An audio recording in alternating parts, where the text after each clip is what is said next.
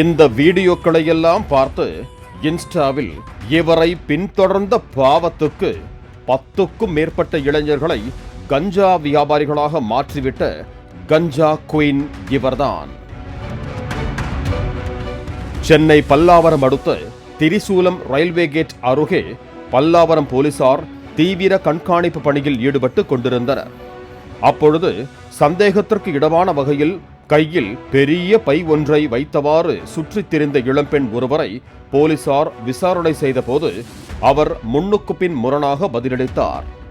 இதனால் சந்தேகமடைந்த போலீசார் அவர் வைத்திருந்த பையை வாங்கி சோதனை செய்து பார்த்தபோது அதில் சுமார் 3 கிலோ கஞ்சா இருப்பது தெரிய வந்தது.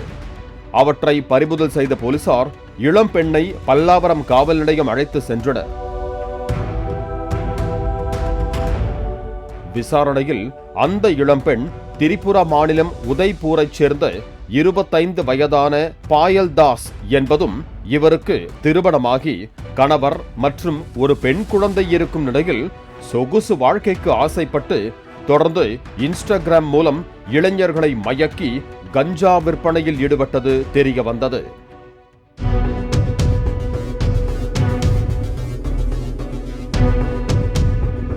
மாதத்திற்கு 4 முறை சொந்த ஊருக்கு செல்லும் பாயல்தாஸ் திரிபுராவில் இருந்து மொத்தமாக 5 கிலோ வரை கஞ்சாவை வாங்கி வந்து அதனை ரயில் மூலம் சென்னை புறநகர் பகுதிக்கு கடத்தி கொண்டு வந்து தனது இன்ஸ்டாகிராம் நண்பர்கள் மூலம் கல்லூரி மாணவர்களுக்கும் வட மாநில தொழிலாளர்களுக்கும் கஞ்சாவை விற்பனை செய்து வந்ததாக தெரிவித்தார்.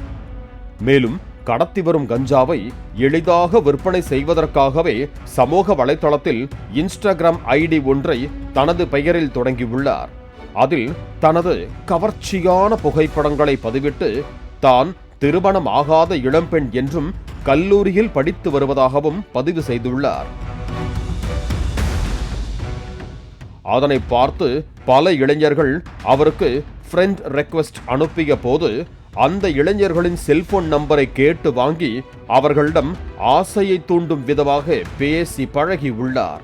அதில் தான் சொல்வதையெல்லாம் கேட்கும் இளைஞர்களை தனது கஞ்சா விற்பனைக்கு அவர் பயன்படுத்திக் கொண்டதும் விசாரணையில் தெரிய வந்தது.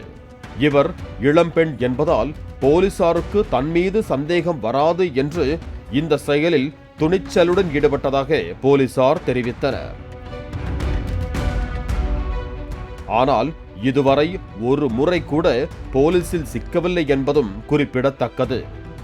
கஞ்சா மூலம் கிடைத்த பணத்தில் வகை வகையான ஆடைகள், காலணிகள், நகைகள் அணிந்து கொண்டு இன்ஸ்டாகிராமில் தன்னை ஒரு பெரிய இடத்து பெண் போன்று ரீல்ஸ் பதிவிடுவதை வழக்கமாக கொண்டிருந்ததையும் போலீசார் கண்டறிந்தனர்.